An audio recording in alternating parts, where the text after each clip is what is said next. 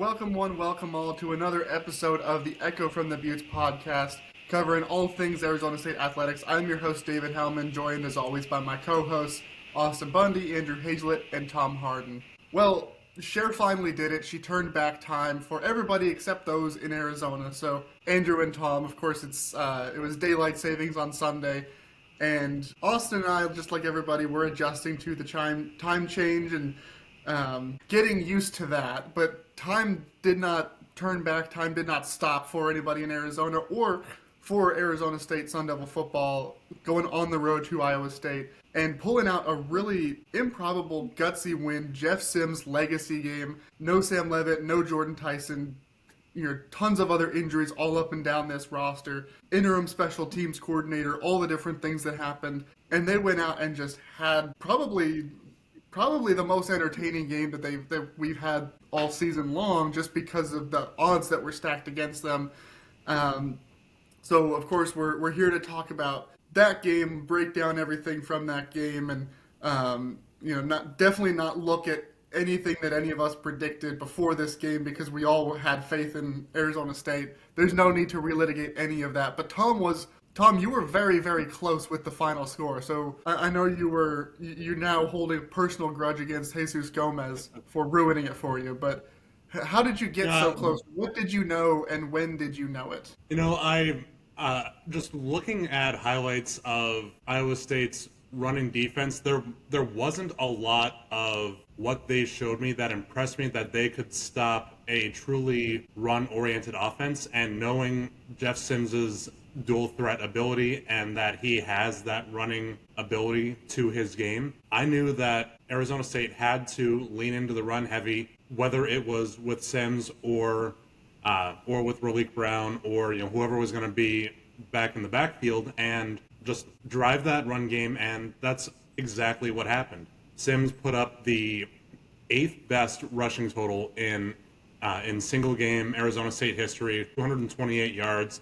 Collectively, the offense had 290 yards on the ground against an Iowa State team that, while they did come in giving up just under 137 yards per game, there wasn't a lot that evoked confidence in their ability to stop the rushing attack of the Sun Devils. Yeah, Jeff Sims he was good in both areas of the game. Obviously, the run game was very special. All told, between the air and the ground, he had 405 total yards in this one. To put that in perspective, Iowa State as a team had 336 total yards. So one player outgained the entire Cyclones offense. Austin, how shocked were you by the game that we saw from Jeff Sims, given what we've seen from him in the past and previous starts and previous short stints when he's come in without being the starter but getting thrown into the game? How surprising was this, and does it give you confidence in him going forward, since we know he'll be the starter for the rest of the year? It was very surprising. I was watching the game, and just how efficient he was with his own legs, and how he was able to kind of find running lanes against this Iowa State defensive line. And I give a lot of credit to the ASU offensive line for creating those gaps for him to find. There were plenty of times where he displayed speed that we hadn't seen before, or maybe we saw in one or two runs in a previous game, but he wasn't consistent with it. But it does give me confidence going forward. Whether ASU is going to continue to build upon this is a completely different question. They've got a bye week now. Hopefully they can heal up some other guys, bring back a Jordan Tyson potentially going forward. But Sims proved that he is the guy that we all thought he was going to be behind Sam, the solid guy who could come in and perform when you needed him to. I don't think any of us expected him to come out and have this big of a legacy game, to have the type of game that you would expect out of, a Jalen Milroe. I'm not saying he's up to that level, but that's what he reminded me of when he was out there. Is Sims going to come back in 2 weeks and repeat that type of performance? Probably not. But we all like to know that he's got that in his arsenal. We all like to know he's got that in his back pocket, that he's going to burn you on a design QB run, or he can scramble when he needs to. He's also got the physicality to take on a lot of these bigger defenders, something that a lot of us were scared about Sam doing because we were worried about injuries. Sims is somebody who seems to have that build and the physicality to take on linebackers when he needs to go through the defensive line there. So yeah, I'm confident in his ability going forward. Whether or not that's going to remain consistent is another question. Yeah, and I think we were all clearly happy to see it. Especially I think every Sun Devil fan went into this game kind of feeling down, feeling defeated, and to see that level of fight out of not just Jeff Sims but the whole team is really encouraging, especially going into the bye, and they kind of got a chance to heal up, get everybody back together and carry that momentum forward. Andrew, I want to get your take on Jeff Sims' performance because you've been there in practice all season long, and you've kind of seen how the players all interact with each other. And it sounds like Jeff Sims wasn't getting a whole lot of first team reps throughout the season, but just is there anything that you had observed about him earlier in the year relative to his performances when he did get in the game, as opposed to what happened this week? Yeah, you'd be right in saying that Jeff Sims hadn't had many first-team reps all season until the first bye week. But with that said, interestingly enough, I don't know if it was Tuesday or Wednesday, the first play on 11 on 11s, Sims threw an interception. And I think that summarized a lot of people's hopes in one play. But he was in practice, he was running a lot, which doesn't surprise me now that we saw a huge game from him on the ground. With that said, that's how he's going to attack defenses. It's going to be a lot different from Sam Levitt. And as for the players responding to him, I feel like he's a guy, because he's been around the program for a year plus now, and why he stayed here, his culture, and the players, other fellow players, they like that because he is a key part of that. Look at Malik McLean. I know he and Sims are close in particular. I know Shaman and Sims are also pretty good friends, so it's not surprising to see them do particularly well this game. So it's just kind of my thoughts on that. Yeah, it was it was really good to see him run the ball as much as he did too, because I feel like that's in his wheelhouse. That's what he does best. Not that he can't throw the ball, but it's like if the Ravens made Lamar Jackson just be a pocket passing quarterback, you're not using his best asset. Not that Jeff Sims is the next Lamar Jackson, but similar skill set there, and I think against Utah we didn't really see as much of that as I thought that we would, and so it was nice to see Marcus Arroyo kind of prioritize that in the game plan and come out firing on that level, and obviously it was the turning point in the game. I think without that kind of performance from Jeff Sims, with how close this game ended up being, as crazy as it sounds to say this after a couple of days ago when we all were feeling pretty down about this team, ASU doesn't win that game without Jeff Sims and his performance. Is that fair? Absolutely, 100%. And to me, what stands out is the fact that he was the starter all week long, unlike his start at Utah, where he was thrown in partway during the practice week and really only got a couple of solid days of QB1 reps. This week, it was known that he was going to be the guy. Of course, we didn't know until Friday that he was going to be the guy for the rest of the season, but I think that plays well into Marcus Arroyo being able to build the game plan around this ability. And looking ahead to West Virginia in 2 weeks, West Virginia is a similarly statistical run defense to Iowa State. West Virginia gives up over 150 yards per game on the ground. They're one of the worst team defenses in NCAA, giving up over 400 yards per game. So, they're going to have the tape from this game to see what Sims did in Ames, but I think that this is a great jumping point to be able to continue to build this similar game plan to attack West Virginia. This offense, in a few weeks, might just be a triple option offense. As crazy it sounds like.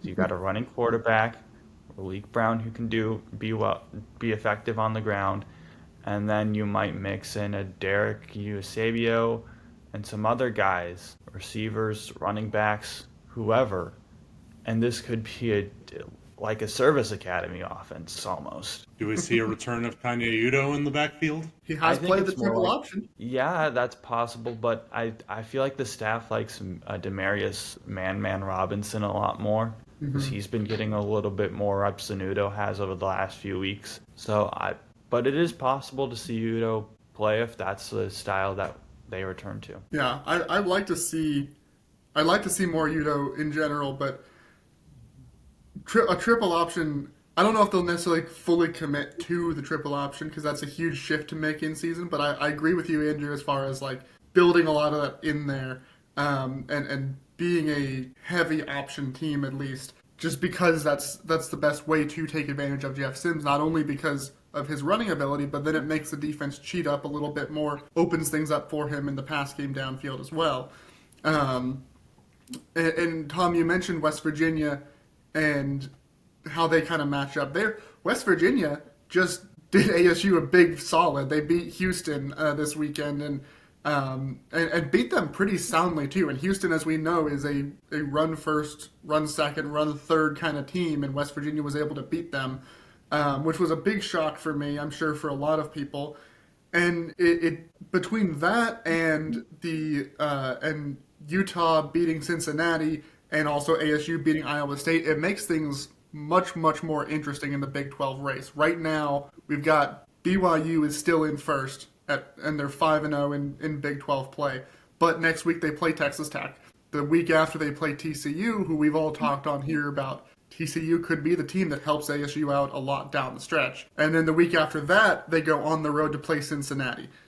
Cincinnati is tied with Texas Tech for second place. They're both 5-1 in the conference. So those three teams right now, ASU needs a couple of them to lose here or there. They all are going to play each other, play some other teams that could play spoiler. But right now, ASU's in a three-way tie for fourth place in the Big 12. Obviously, the teams that they're tied with are Utah and Houston, both of whom have head-to-head tiebreakers, so there's just a little bit of help needed there too. But as we saw last year, the Big 12 has some interesting tiebreaker scenarios where it's more than one team. All that to say, we're not out of it yet. There's still a lot going into this Big 12 race, and the win over Iowa State really was huge because it was, and we talked about this on the last show too, like this was their last really, really tough game between Iowa State being who they are, it being on the road, obviously losing Sam Leavitt, not having Jordan Tyson. But the schedule from here on out, not only just on paper, but now knowing, hey, we can win with Jeff Sims. Like, we can do it on the road. We can sure do it at home. It gives me hope. Am I just huffing on the copium over here? Is anybody else Come thinking join me, David. Come join me on the hope side. I said, what was that, 2 weeks ago, that as long as Arizona State's able to take care of business in Houston, Iowa State, they should have an easy schedule on out, and they obviously didn't. So I'm not saying anything anymore. I've said enough wrong things at this point. We'll see. I'm not gonna put anything out. Not making any more bold predictions. We know the old adage is you control what you can control and let the rest of it work out. Arizona State can't control how BYU does. There's no head-to-head aspect there. But according to PlayoffStatus.com, they just this is just a site that they'll rank postseason chances purely based on math. I don't know how deep the tiebreakers go, but Arizona State does still have a 14% chance of appearing in the Big 12 championship game. Arizona State does not control their destiny, which leans into just win, take care of what you can take care of in your own hands, and let everything else shake out on its own. Yeah, I mean, to bring the dose of reality, I think the Houston game did them in because when you look at three loss teams going to a conference championship game, I think there's only been a handful of those in the last few seasons, and I think the most recent one was Clemson in the ACC championship game last year, if I remember correctly. So there's a lot of things that need to go their way, and we all know how unpredictable college football is, but we also know that the probability of enough teams needing to lose outside of ASU's schedule is a lot lower than ASU's probability of winning out its last 3 games. So, I mean, I'm with Tom. It's you control what you control, and that's just win your last 3 games, and maybe you sneak into that second spot. That's what they did last year, but they also had the head-to-head factor against a lot of those teams like BYU that you needed to lose. But you also had Kansas helping you out down the stretch, knocking out some of those other teams. You could have that again this year with the TCU. It's entirely possible. I'm not going to be leaning on that, but it's still entirely possible. Yeah, a lot of things need to go right for them to be clear. But you're saying there's a chance. and I mean, Austin, you put it very well, though. They got to take care of what's on their schedule. Obviously, West Virginia coming out of the bye. That's at home. I know West Virginia just upset Houston. That's also their first conference win of the year. Same team that earlier in the season lost a non-conference game to Ohio. Not Ohio State, Ohio. So that seems reasonable for them to win that game. And then they go on the road to Colorado, which we had all said in the last show, like, that could be more challenging because it's in Boulder. But also, that other team in the state of Arizona just completely wiped the floor with Colorado in Boulder, and we know they're not actually that good. So I think those two stack up pretty nicely as wins, and then of course you've got the Territorial Cup to close things out. It's in Tempe. It's they have a significant home field advantage there. Players will get up for that. Fans will get up for that game. Running the table at this point feels very, very possible, very likely. Which again, a week ago, we probably didn't feel necessarily that way.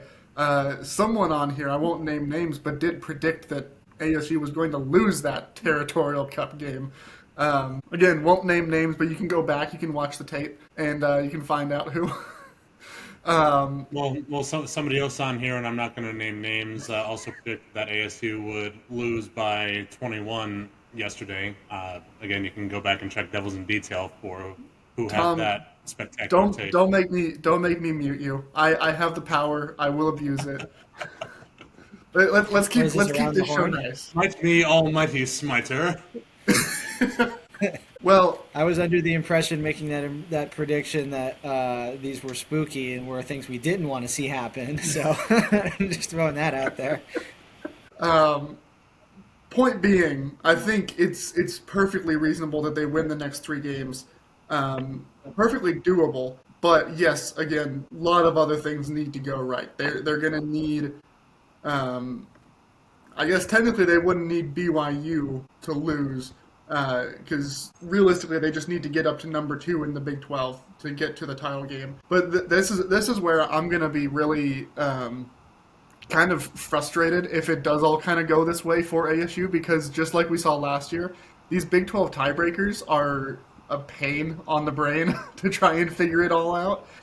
And I mean, last year there was a 4-way tie for first place, and I'm still not even entirely sure how ASU ended up being the top team out of that, to being one of the 2 that went to the Big 12 title game. All I know is we went there, we crushed Iowa State, should have won the college football playoff game. That was absolutely targeting. That's all I know. So if we have to figure out these tiebreakers again, that will be bittersweet, because it will be very stressful on the mind, but it also will be nice because it means that we're once again right back in the thick of things.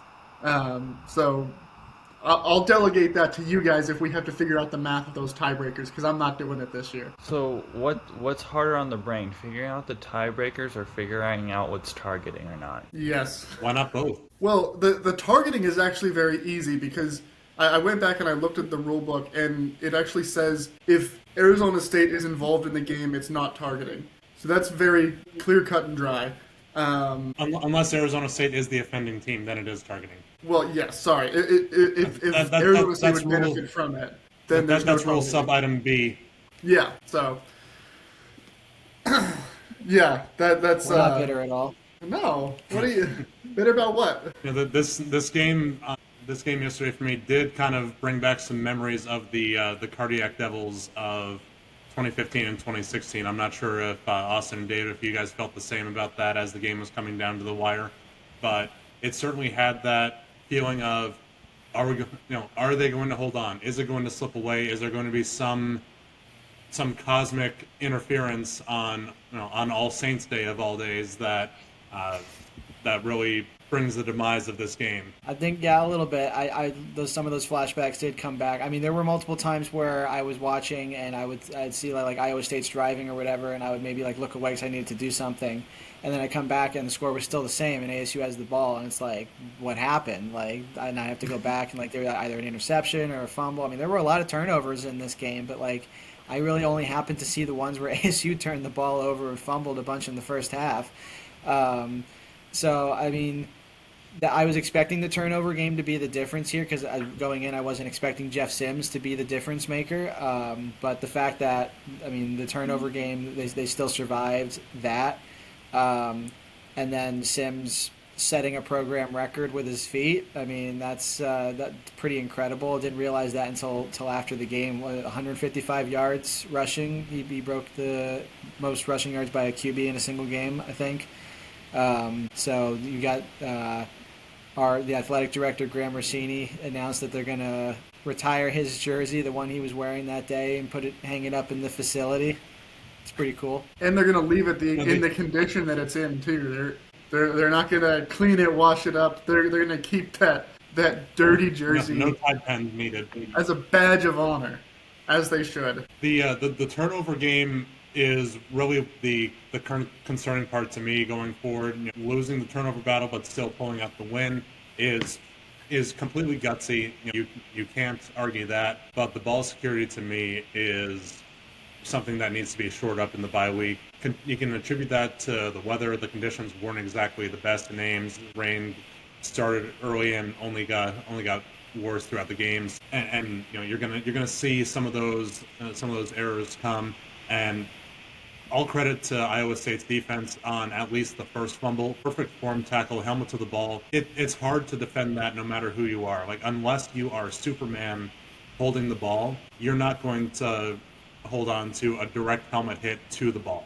I give all credit to the Cyclones defense for forcing that turnover. That being said, can't be losing the turnover battle 3-1 and expect to win every game from here on out. Yeah, and Tom, to your question earlier, if I felt like if it was flashing back to the cardiac devils, I've never not felt like that watching a football game. So yeah, I was flashing back to that, but that's because I idle at the nervousness of something stupid's about to happen and just blow this. That's how I watch every single ASU game, every single Cowboys game. I've never once just enjoyed watching my team play. It's always just this constant heart rate at 150 beats per minute until we win, and then it's exciting. What? You couldn't even enjoy 70-7? There was no cardiac nature to that? I thought that I thought something's going to happen. I was like, something's going to happen in the second half, and we're going to find a way to blow it. And then I really enjoyed it once the final whistle blew. But I've just, I'm born and raised in Arizona, and I've seen enough bad things happen to the sports franchises there, whether it's college or professional. And I've also been a Dallas Cowboys fan my whole life, and I've seen lots of stupid things. So no, I don't celebrate until until it hits zeros on the clock. There's a very scientific term for that. It's called battered fan syndrome. I'm incredibly battered. I'm like a human fish stick. I'm battered. I'm breaded. I'm fried. I'm cooked. I think I've done the math to how ASU gets into the wonderful. So that's what all those numbers were flying around your screen in your head there this whole time? Shine the light, please. All right.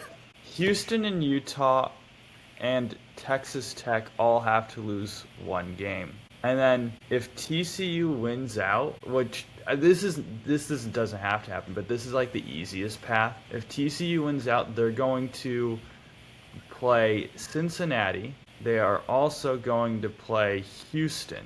So if they win those two games, and if they also win the rest, which would be helpful, they'd be tied with ASU, Cincinnati, and Texas Tech for the tied for second, assuming ASU is able to win out. And I believe that would put ASU in because ASU has the tiebreaker over TCU with a head-to-head win. TCU would have the tiebreaker over Cincinnati and a head-to-head win, and ASU would have the tiebreaker over Texas Tech with a head-to-head win. I believe Head-to-head's the first tiebreaker, no matter what, no matter how many teams are tied in a position, right? I believe so. Yeah, but it could be because last year the issue that they ran into was that when it was a 4-team tie, it was ASU had the tiebreaker over BYU. Iowa State had a tiebreaker over, I think, Colorado. So it ended up being like too many people had tiebreakers over each other. So then it had to go to, I think it was the common opponent record. I think that's what it ended up going to. I think that's right. And that I think is where ASU pulled out ahead of the other three, and Iowa State barely edged out. I think Iowa State edged out Colorado because Colorado, or whoever Houston played in their final game of the season and they got blown out, that dropped Colorado's common opponent record below Iowa State. If Houston had won playing against none of those 4 teams, Colorado could have been in second. I remember because I had a coworker at the time who was a Colorado fan, and he was so upset the next day. He was like, I think Houston threw the game just to spite us. Well, Houston played BYU that game, if memory serves me correctly. Was that BYU? I think so. Okay, that might have been it. Either way, he was upset that he thought Houston threw the game specifically to keep Colorado out of the Big 12 title game. And I said, I don't think that Houston cares that much about Colorado specifically. But well, it's that a Houston good team theory. last year, I don't know, would have had the ability to even try to not and lose that game. They were that bad. This is where divisions would make it so much easier for determining the championship game participants. Yeah. Until Especially you with how have big 2 the conferences dominant are teams now. in the same division. But I am pro divisions, so. But all that to say, guys, it is possible. Like Andrew said, all we need is for all of these teams to lose at least one game and for TCU to win out and ASU to win out. It's totally possible. doable. Yeah, It could happen. If TCU wins out, that takes care of 2 of the 4. So that means 2, I think it's Utah and Tech have to lose a game somewhere. Yeah, which easier said than done because both of those teams are. So overall record doesn't really act good. as a tiebreaker if you're tied in your conference record? No, It's one of the tiebreakers, but it's farther it's down. very low on the list. Yeah, I think it's like the 4th or 5th tiebreaker. Because you have head-to-head, you have common opponents, and then I forget what else is in between there. I think it was strength of schedule after that. That might be the one I'm forgetting. So I'm now looking at Texas Tech's schedule. They play BYU next, and then face UCF and West Virginia to end the year. So BYU would have to beat Texas Tech. I feel that's their most losable game. It's the only realistic path. Yeah, and then Utah goes to Baylor. Faces Kansas State at home and then goes to Kansas. I would say Baylor's the toughest game of those 3, but that's the one I'd have circled as they have someone has to really there. I don't know. Kansas did a lot to get ASU into that Big 12 title game last year, so they could do it again. There's no one more unpredictable than Kansas State in the Big 12 right now. Yeah, no, Kansas State is always due for some improbable, unpredictable win too. And they beat Kansas last week, so as Commissioner Yormark has said last year and this year, every single week in Big 12 football will be impactful in the championship race, and by God, he's right. So. Credit to Commissioner Yormark. We're all over here pulling our hair out trying to figure out these tiebreakers, and he's just sitting there, I imagine, like, smoking a cigar and laughing, and just, like Mr. Burns from The Simpsons, just like, excellent. Meanwhile, we're all doing our best Charlie Day. Yep. Yep. But Brett Yormark's the only one, I think, who wanted to absorb the Pac-12 After Dark chaos aspect of bringing in those kinds of teams, whereas the Big Ten's over there regretting it because now they have a lower quality conference. What? Yeah. You mean bringing in big revenue schools doesn't create chaos? No, the Big 12 silenced him. my- He was onto something. Andrew just Commissioner completely Yormark, dropped off. we didn't need anything. Commissioner Yormark made the call. He's watching from a Buffalo Wild Wings and said, "Silence that man." For those of you Oh not my watching God. on That was- YouTube, that's an Andrew's all-time call just moment. dropped out. Yeah, he was literally like, here's how it breaks down, and here's the interesting thing, and boom, gone. Oh man. Well, I'm sure he's gonna pop back on in a second. We're gonna keep the wheels moving and move past this. And when Andrew pops back on, we'll see if there's any if there's signs of a struggle in the background or anything. If they got him, but to pivot away from football a little bit while we wait on that cliffhanger. It was a good weekend for ASU football, mixed weekend for ASU hockey.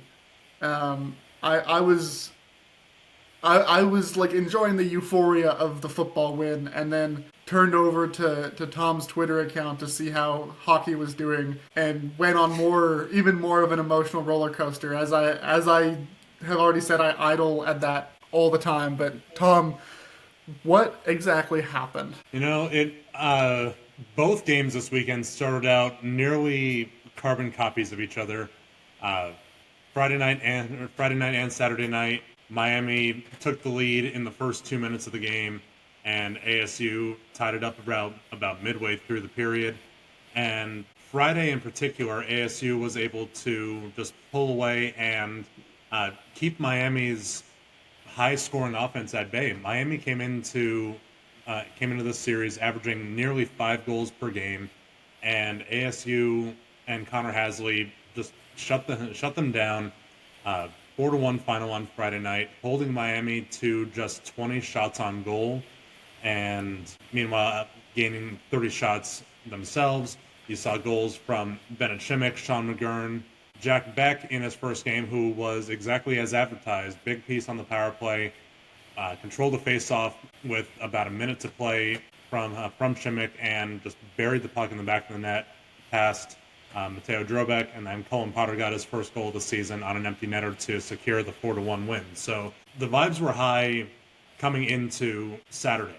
Then Saturday, just Miami woke up and said, okay, we're not letting that happen again, and took control in the second period yesterday. It was 1-1 at the first intermission.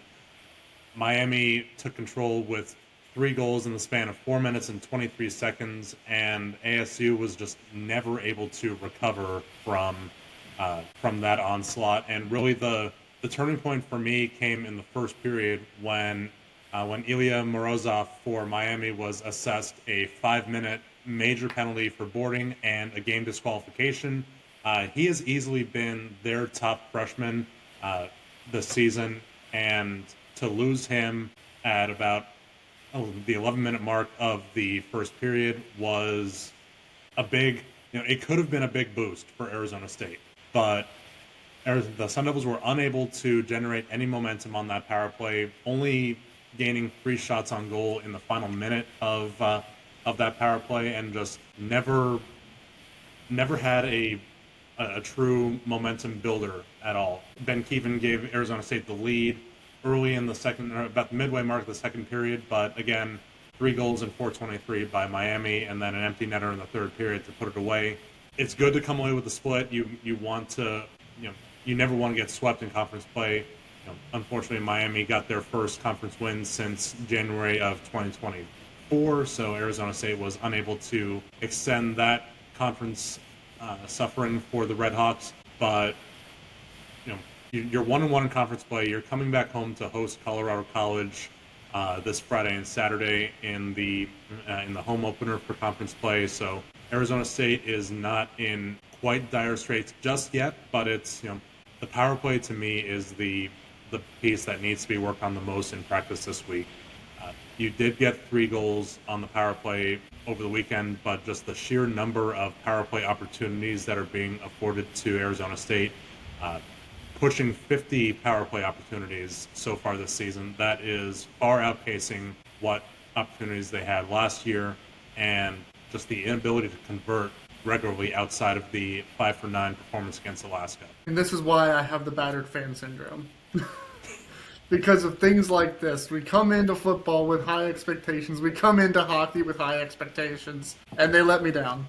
Interestingly enough, with Colorado College coming back this week, Ryan Alexander coming back to the Valley after he spent a few seasons with the Sun Devils. Yeah, so it'll be a nice homecoming for him. It's not the first time that Arizona State has had players come back after transferring. Last year, Tim Lovell came back in the opening series for Michigan, and there was a very nice on-ice embrace between he and Coach Powers at the end of that series. I expect to see a similar return for Ryan Alexander. He was a great piece for Sun Devil hockey for at least 2, I believe 3 seasons, and unfortunately he was injured on and off during that time, so he wasn't on ice for as much as he could be. But when he was on the ice, he was a true playmaker and a great leader on and off the ice. So I expect to see a warm reception, at least from the team. I can't speak for the reception from the Mullet Maniacs. I hope that our fans do not boo him too much, but I would expect to see a smattering of boos for when he is introduced on the ice. Affectionate boos, as it should be, you know. It would be disrespectful if they didn't boo him. Of course, for those who are listening, not watching, you also just realize that Andrew is back with us. He escaped from the clutches of the Big 12 Men in Black. Andrew, you were like right on the verge of telling us something very, very interesting about, I think, Utah's schedule, and then you just dropped off the face of the earth for us. Are you okay? Blink twice if not, and tell us what you were going to say. It's actually about the other Utah school, BYU, and their schedule. BYU, that was it. Because they can lose 2 games. It is very possible. They go to Texas Tech, they play TCU at home, and then go to Cincinnati, and then finish the year with UCF at home. So they could easily have 3 losses at the end of the year. What would be really the best case for ASU is if they beat Tech this week, they then lose to TCU and Cincinnati, and then TCU wins out. Utah loses a game to someone in somewhere. Well, let's just say they lose to Baylor. And then I think here's what I think. I'm not 100% certain because I'd have to double check these numbers, and I think all the records are right. But Arizona State would be the number 1 seed heading into Arlington. We really are embracing the Charlie Day meme right now. I love it. I like see Pepe Sylvia. For those not watching, vigorously waving my arms above my head. But again, it all could happen. That's what we love about college football. That's what we love about the Big 12 specifically. Like we're starting November, getting right down into the stretch of things, and it could be almost anybody's conference. It's not going to be Oklahoma State's, but it could be a lot of other teams in there. You never know how things are going to go. We've seen crazier things happen. We just saw crazier things happen this weekend across multiple different games. So it will be a very exciting finish to the season, whether or not it's Arizona State going back to Dallas for that Big 12 title game. Of course, elsewhere the only teams that do not have a chance of appearing in the Big 12 championship game are Colorado, West Virginia, and Oklahoma State. So sorry, fans of the Buffaloes, Mountaineers, or Cowboys, you do not have a chance of. This is not your Big 12 season. I think if everybody else loses every single game, they still wouldn't make it. But it will be a very interesting finish to the season. Of course, elsewhere, we're starting seasons in the Big 12. For those who are watching, you see I've got my Sun Devil basketball shirt on because, we're coming to you Monday morning. Tomorrow night, men's basketball starts their season. They're playing Southern Utah. And boy, should they win that one.